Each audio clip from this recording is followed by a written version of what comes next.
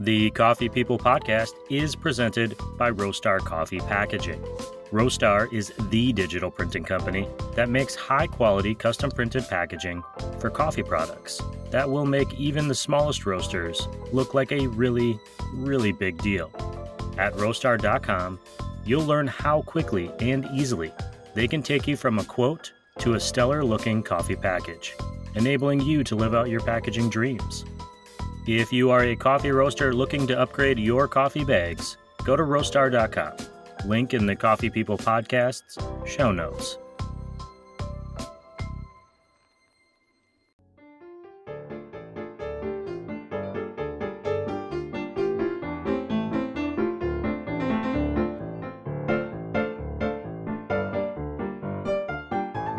Hey, good morning, everyone. Welcome to another Specialty Coffee Association Expo bonus episode of the Coffee People podcast, which, as you already know, is part of the Roast West Coast Coffee Network and is presented by Roaster Coffee Packaging.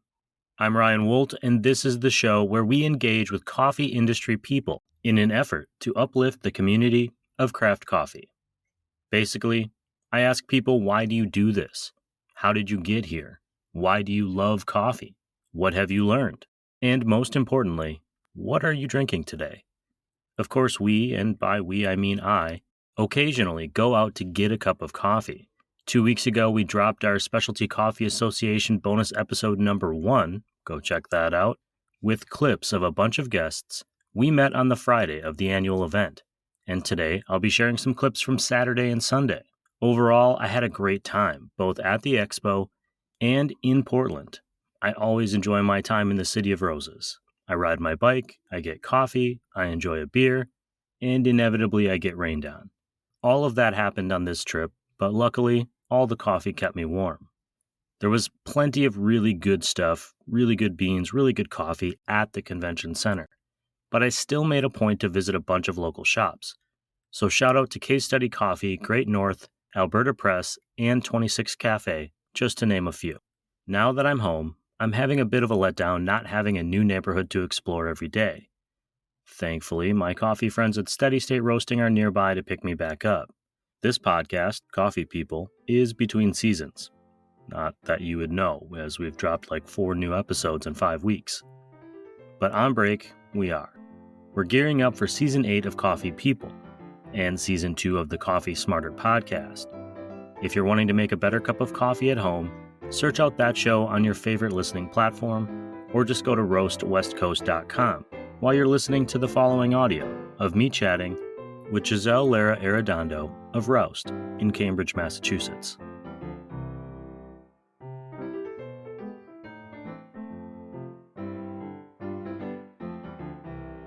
Yeah, so my name is Giselle Lara Arredondo, and I'm here representing Roust, which is a coffee shop deli in Cambridge, Massachusetts. I have to admit, I looked at your name tag. I thought your last name was Arredondo Roust. Lara Arredondo Roust. Wow, Yeah. That would be kind of cool, because that's a long my name. and also super long name. It's already a really long name, but... So you are representing Roust. What is it that you do there? So I manage and I do a lot of the education and training for the entire company, essentially. Very cool. Yeah. Why is coffee something that's important in your life? Besides the Jeez. fact that you work in coffee. Yeah. Well, it is my livelihood. It's how I make it through this world financially. But also, I guess I love coffee probably since college, which I feel like is when most people really get addicted to caffeine. I really actually got curious about coffee and specialty coffee, and so I took like a part-time job at just like a small like local independent place, and they trained me really well, which I think is like why I've been really interested in education and training, because I had such a good experience from that and I learned so much that I was like, wow, coffee is so cool. Like, it's this plant that is grown, kind of all over the world, and there's all these different points at which different people sort of interact with this product. At the same time, can be really expensive and for the elite, but also like the common everyday person like interacts with it, and I think it connects people in that way. Sure, coffee is for the people. Yeah, exactly. I'm always impressed by how many, when you mentioned how many hands touch it. Whenever I drink a cup of coffee, it's not just me and the barista that had this experience. Yeah, exactly. When you go out to get a cup of coffee at a new coffee shop in Portland tomorrow, what are you going to order? Espresso. Perfect. Yeah. Easy peasy. My drink of choice, yes. I should also ask, so that was my second to last question. Okay. Last question is, any other coffee businesses, roasteries, coffee shops besides Roast that you want to shout out? Absolutely. We use Broadsheet Coffee Roasters, also based in Cambridge, Massachusetts. They're pretty small. They were started there, I think it was like about 3 years ago. And Aaron is the kind of owner, founder, Rooster, and Marty has been really integral in just growing and kind of getting the word out about them. But I really love them, and Square One Coffee, based in Lancaster, Pennsylvania. So we use both of those roasters at Roast. After that chat with Giselle in the press room, I took to the convention center's vendor floor and interviewed passersby at the Roaster Packaging Expo booth. You can hear the energy exuding from the thousands of highly caffeinated attendees in the background. My interview started on an international note when I was joined by Tandeep of Twiga Coffee. Of course, my name is Tandeep and I'm working with Twiga Coffee. So we were lucky enough to be invited with Fairtrade, and we've been doing some cupping and some tasting with them. That's awesome. Tandeep, why do you love coffee? Well, actually, funny enough, I grew up around coffee. I'm originally from Kenya, so we grew up around some coffee farms. So I think you could say coffee is in my veins, essentially. But just, I love how it's grown, the taste, and just the science behind coffee, I think, is just fascinating. When you go to a coffee shop that you've never been to, what do you order? I usually go for a cappuccino. I like more of the fruitier kind of coffee blends with the berry citrus taste in them. Very cool. And you said, can you tell us one more time the name of your company and where are you located? Yeah, so the name of our company is Twiga Coffee. Twiga means giraffe in Swahili, kind of going back to my Kenyan roots, and part of that means that we give 10% to wildlife conservation. Oh, wow. And we're located in Sacramento. But we sell, nationwide, and we're lucky enough to have Roaster as our bag manufacturer, so really happy with that as well. As always, I'll share all the links from today's episode in the show notes and on roastwestcoast.com. My next guest was Holly of Tekwani Design, and she shared her thoughts on how coffee tells a story. Awesome. My name is Holly Schmiedeskamp, and I work for Tekwani Design Company out of Denver, Colorado. My question for you is, why is coffee important to you? Coffee is so important because it tells a story. And I think, people are made of stories, and I think coffee is such a great way to connect with people over their stories. But then also, I love hearing about the origin. I love to hear, specifically meeting producers and hearing, how long they've been involved in coffee, why people are importing or exporting, and then also roasters, are a very passionate group of people. And so I just think it's a beautiful beverage and it connects people over story. That was perfect. Thank you. My next question, and the most important one. Yes. If you go to a coffee shop you've never been to, right, what do you order? I start with black coffee. I have a pepperoni pizza rule. If you try a new pizza, you have to get a pepperoni pizza because that's the baseline. So when I order coffee, I want a black coffee. And you go from there. Go from there. I lied. I have one more question. Yeah, bring it on. Tell us the name of the company you're working for again. Okay. And if you could, how can design tell a story about a coffee company? Oh, goodness. Okay. So Tekwani Design Company. And we, specifically with coffee, we're like, you have a beautiful thing here. And we want to make the outside just as beautiful as your product. So we want you to know your story, know what you're passionate about, and help your dream come alive in a visual representation. Because often you consume first with your eyes. So if it looks beautiful, you've already set off on the right foot. So I've actually had a chance to follow up with Holly and Tekwani's creative director, Charles Carpenter, in the days since the expo. For them, it starts with the story, and most coffee stories start with the producers. Taylor and Rhea of Portland Coffee Roasters came next with a different perspective. My name is Taylor Smith. I work at Portland Coffee Roasters in the PDX airport, and I'm here because I love coffee. I love coffee. I love innovation in coffee technology. I think it's crazy, all the stuff people come up with, and then it's delicious. I'm Rhea, and I also work in the same coffee shop as Taylor here. And I've gotten exposed to coffee relatively recent, but like in the last 1 year. But just like the way the industry formulates and the way it shifts continuously, I find that like in certain markets, I feel like it could be expanded more and also mixed with other details. So like I'm actually pursuing my degree in that kind of alignment. Yeah, I'm also here because like I just want more exposure to like the different kinds of farms and also the way the industry is going. So I feel like this would give me really good insight because it's the World Expo. When you go to a coffee shop that's not your own, what do you order? I usually check out their seasonal menu, and hopefully that kind of displays whatever they're standing for. And then if that doesn't look good, I will get a black iced Americano and some sort of pastry, probably a cookie. I used to call that my barista lunch in college. I love that. Snickerdoodle and a black iced Americano. It's good carbs for the day. And what do you drink? Typically I go for the teas because I'm also a big tea drinker, but I'm a big flavor person too, so any new flavor I find interesting or I haven't tried, I also go for that. But yeah, matcha or an iced tea or a black tea. Saturday was non-stop at the Rooster booth with guests stopping by continuously, including Nick Walton of Flag and Wire Coffee of McMinnville, Oregon, and then Sarah and her infant Ollie. I better come up with something good. Let me think. My name is Nick Walton, and I work for Flag and Wire Coffee in McMinnville, OR. I'm sorry, and where? In McMinnville, Oregon. McMinnville, Oregon. Yeah. That's hard to say. We're like about an hour from here, kind of on the way to the coast. Very cool. Yeah. Nick, why do you like coffee? Why is coffee important to you?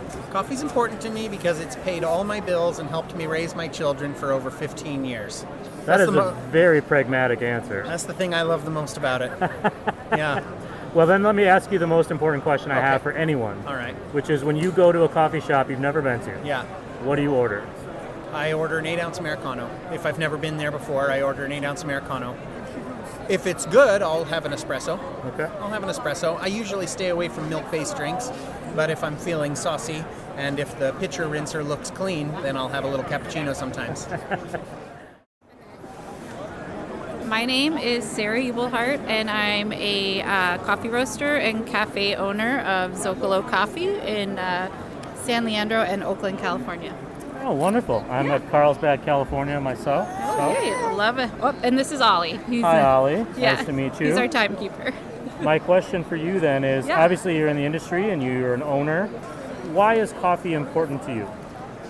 Coffee is important to me, because it has this incredible magical ability to bring people together.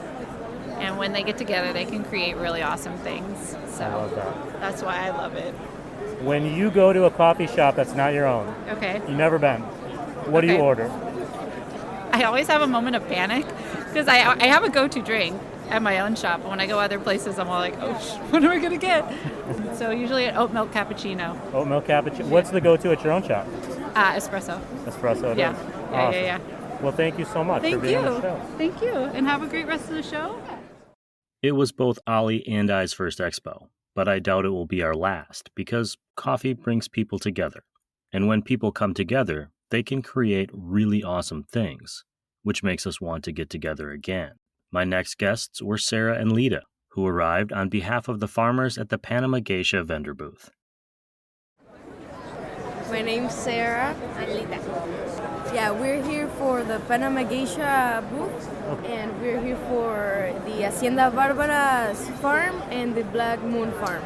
And why do you love coffee? It's just amazing in every single way. Yeah, and I'm 50th generation coffee farmer. Wow. So it's a family... Yeah, exactly. It's a fun business. family That's awesome. thing. What is your favorite type of coffee to drink? Well, geisha, because we produce that. And yeah. That's a good reason. Yeah. I agree. Coffee is pretty amazing in every way. And I thought it was pretty cool that Sarah was a fifth-generation coffee farmer. David Kramer of Scolari Engineering stopped by next, and now that I think about it, may have planted the seed in my subconscious to start planning a visit to Atlanta, Georgia. My name is David Kramer. I work with Scolari Engineering. We make coffee roasters. Oh, that's just like a small thing that people do. Yeah. So I grew up with a mother who drank coffee every morning, so I knew it was time to get up when you'd smell the fresh coffee going, and I thought if I got in the coffee industry, my mom would have better coffee to drink. That's a very lovely sentiment. It is. And she's funny. She goes, I don't appreciate all of these great coffees. She goes, I add milk and sugar to pretty much all of my coffees. It was her caffeine delivery system for having 6 kids. But over the years, she's gotten much better coffee, and I feel better about it that she's drinking good coffee. The baseline has risen way up. It really has. But at the end of the day, she still drinks it all day long. And so never has a problem sleeping after drinking coffee. So I got into it. What about you? What do you drink? Wow. If you go to a new coffee shop you've never been, you got to order something. What do you get? I'll look to see what they have. I do like the Ethiopians. I am a traditional Colombia guy, so a good Colombia mix is always good for me. The Hawaiian coffee I've had has been wonderful. I was in Jamaica, and I had some Jamaica Blue Mountain, and it was a good medium roasted coffee. I like all the nuances, so I do try coffees anywhere I go, and then I ask, what do you have that's different, what do you have that's new? Some of the Central American coffees I really like, so I've had some very good coffees from Guatemala, from Costa Rica. Here, the Panamanian geisha is here, and every morning walking through, it's like I know I'm going to stop by their booth, and it's been wonderful coffee. And Scolari is based out of Milan, Italy, so I've been over to Italy. You get to know what Italian espresso is all about. And it has they like it to have a Robusta component, but it also gives you a little higher caffeine. So I say it keeps me going a little stronger during the day. A good Italian espresso is always just wonderful to keep the day going. And I tend to be one of those people who burns the candle at both ends. So I need my coffee, and even during the daytime, if you hit that lull where you need another pick-me-up, just a quick espresso shot. If I didn't get any sleep the night before, it might be a quad. So I think we can agree David pretty much likes everything coffee. Stay tuned and you'll hear more from him about Atlanta and maybe America's best cold brew a little bit later. We have a few guests left to go, including Matt from Blue Cotai Coffee Roasters, Christy Dean, the founder of Drip Through Coffee Works, and Kelly of Ada Coffee House, who hails from my old Pittsburgh neighborhood of Bloomfield. My name is Matt Chittaranjan. I'm here representing Blue Tokai Coffee Roasters. And where are you from, Matt? India. Welcome. Thank you. To the SCA Portland. My question for you is, why is coffee important to you? One is it drives my whole day. I can't start my morning without it. But 2, it's the business that I'm in and supports the livelihood of another 1,000 people that work for our company. Wow, that's crazy. What brought you to this particular SCA Portland event? I've been to the ones in Europe before, and I heard that the one in the U.S. is a lot bigger and better. So I wanted to come check it out. Is that true in your opinion, or no? No, it's a lie. It's the same. It's not smaller, but it's the same. Well, my last question for you is: if you go to a coffee shop this weekend, what are you going to order? I'll get a pour over. Pour over. Yeah. Any particular origin or anything you look for? I look for something that's light and fruity. Light and fruity. My name is Christy Dean. The name of our coffee shop is Drip Through Coffee. It's 2 tiny little drive-thrus in Atlanta, hoping to open more soon. One's by the airport, one's just south of Atlanta. Very cool. We work with a local roaster out of Georgia, Cafe Campesino. Fair trade, organic, small farmer. Why do you love coffee? Why get into this business where it's so hard? No, coffee's fun. Well, why do you love coffee? I drink it all day. It's a conversation piece. People can connect over coffee, and there's a community involved. And yes, exactly. So when you go to a coffee shop that's new to you this weekend, what are you going to order? An Americano. Black Americano. Black, you know, you got to taste the coffee. This is going to be very easy, I promise. Yeah. Let's start with what's your name and who are you here representing? Cool, yeah. My name, Kelly. I'm representing Otta Coffee and Tea House from Pittsburgh. Oh, really? Yeah. I used to live in Bloomfield. No way! Small we have a world. shop in Bloomfield, like Garfield area. Yeah, perfect. Very Yeah. cool. So what is it that you love about coffee? I love just the community, all the friends, like just meeting people. I think that's great. Like all my best friends have been in coffee.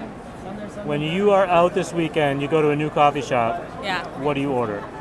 I order a drip coffee or a cortado. And when I come back to Pittsburgh, what should I order at your shop? You should order the Shady Side Sunrise. It's pineapple juice topped with espresso. Michael from Red Rooster stopped by to remind me that coffee is the gateway to life. Okay, my name is Michael Torres, and I'm representing Rooster's Coffee, and I'm also an executive chef, expanding my line and getting ready to open up a brick and mortar coffee Cool. shop. That's insane, but very cool. And retired on top of that. Somehow those things don't seem to go together. You know what? People say, you got one life to live. I don't want to sit home and watch it on TV. I got my own life to live. No money, no honey. Well, my question for you is, why do you love coffee? Coffee is a gateway to friendships, relationships, and life in general. I mean, coffee is a way of life. I grew up as a Caribbean person with coffee. I think my mom used coffee in my bottle instead of cereal. I'll drink a couple of shots of espresso at night, and I'm good to go. I'm sleeping like a baby. That was the end of my Saturday. Sunday at the Specialty Coffee Association Expo felt a bit more subdued. The caffeine was still flowing, but the vendor floor had thinned out some. I took advantage of the break in the action to talk to Roastar's own Amber Zink and ask former podcast guest Nick Schmidt about Roastar's new recyclable coffee bean cylinders. On behalf of SCA for sponsoring. Oh, that's very nice. It's great, right? Well, my question then is just, what has SCA been like for you? It's been amazing. It's been really cool to be here and be able to showcase our new booth. We were in Boston last year, and this year we really upgraded, so it's been super fun to show that off, show off our new products. We've met with a ton of new customers, which is truly the highlight. So from our current customers that we serve, to get to meet them in person is just, there's nothing like it. And then to get to meet new people who we'll get to work with over the next year is pretty awesome. Awesome. And I should have asked your name to start with and who you work for. Yeah, my name is Amber Zink. I work for Roastar. I'm the sales and service manager. I've been with Roastar for about 2 years now, but in the coffee game for about 20. Oh, really? Yeah. I didn't know that. What were you doing in coffee before this? I started as a barista right out of high school, so I immediately just aged myself. But I was a barista for a couple of years and then kept moving up throughout the coffee industry, ran a lot of coffee shops, but was ready to kind of take a step back from the big corporate world and help serve the coffee community in a different way. So, well, then you should really have a good answer for this next question. And the last question, most important. When you go to a new coffee shop, what do you order? Ooh, that is a good question. I'm an iced coffee drinker myself, so depending on what kind of coffee they're brewing, I'll get a nitro or a cold brew or an iced coffee. That's usually my go-to. Awesome. Well, congrats on surviving 3 days of this insanity. My feet are killing me, but it's good. What's the story with this thing? Well, it looks cooler. It's curbside recyclable. Oh, that's cool. So that is cool. Unlike a bag with a liner, you can't. Yeah. Our new recyclable material is going to be store drop-off, which is still exciting. It's a step in the right direction, but I mean, these and those, to be able to drop them off on the curb is huge. In the end, I stood in the middle of the floor and took it all in. Okay, so this is it. I am going to be leaving the Expo Hall at SCA 2023 in Portland for the last time. And I'm going to be walking past green coffee importers and packaging companies and coffee roasters and more stickers than you could shake a stick at. It has been an overwhelming couple of days. Open to close, nonstop. coffee, and it's been pretty awesome. An event like this is a great reminder of how amazing the people in coffee are, and how many of them are, and how we are all so connected.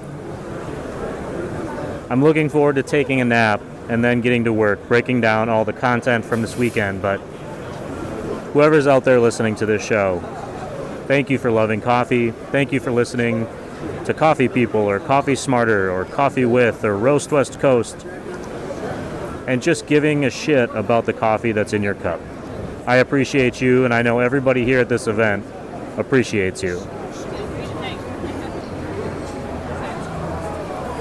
Oh man, I need a cup of coffee.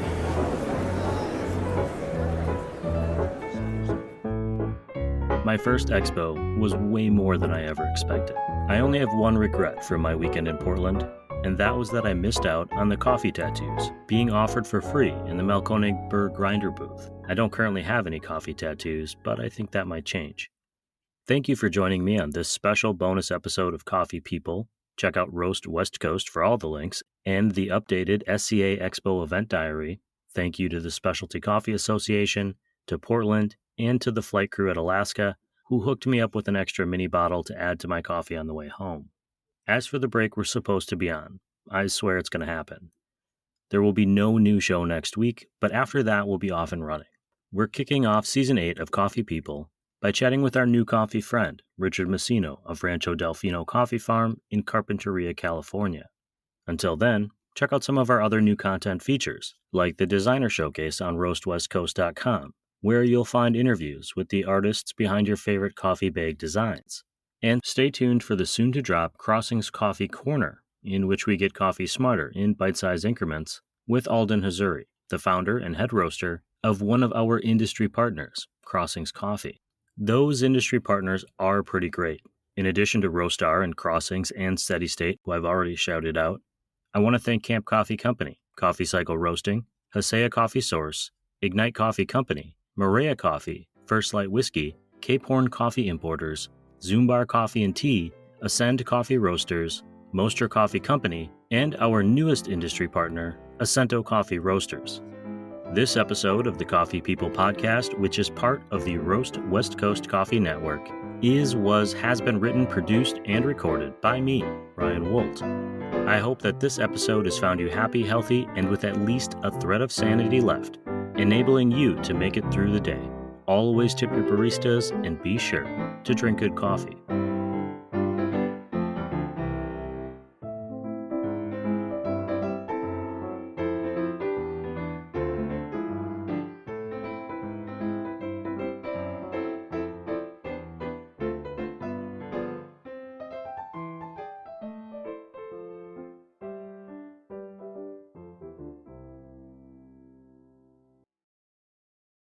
On the cold brew coffee, there's a local roaster in Atlanta called Phoenix Roasters, and they do a cold brew nitro that's amazing. And so my problem is that it's like been the favorite one I've had anywhere in the country. So then I'm comparing every other cold brew I have to that cold brew. And it's probably not fair to other cold brews because it's like it meets all of my requirements. And then it's only half a mile from my house, fresh on a nitro tap, so it's easy to get. So that consistency, that the flavors that you like, and I don't drink cold brew every day, but it's a nice change of pace. And then especially in the summertime in Atlanta, a nice cold brew can really replace that hot coffee. Now, I grew up in Chicago, so in the wintertime, you needed the coffee for the warmth as much as for the caffeine. So, but I appreciate the time. No, thank you. It sounds to me like you are following in the footsteps of your mom. Coffee from morning until night. Well, I tend not to drink coffee late at night. I will, if I finish a dinner and they're offering an espresso or a cappuccino, I will do one. And it usually doesn't bother me, but I did find the day of I had a pot and a half of coffee. My hand was shaking so hard that I was going like, well, what's wrong? It's like, well, how much coffee? It's like, only a pot and a half. And I said, well, maybe you need to dial it back a little. So it's like, so since then I limit myself to less coffee But I do a 16-ounce coffee, so it's really, I can't say that it's 1 cup. Yeah. And then if you go to Germany, they serve it to you 4 ounces at a time. So then really it's almost 4 cups of coffee to get just that sufficient. By the end of the morning, I've at least had that in my system, and it keeps me going. But with the time changes and everything else, it's really helped with international travel too. Good. So whether you're in Italy or Germany, there's a show coming up at Interpack in 2 weeks. So I'll be in Germany for that. But then you fly overnight, so it's like the next day, it's going to be a coffee day. So.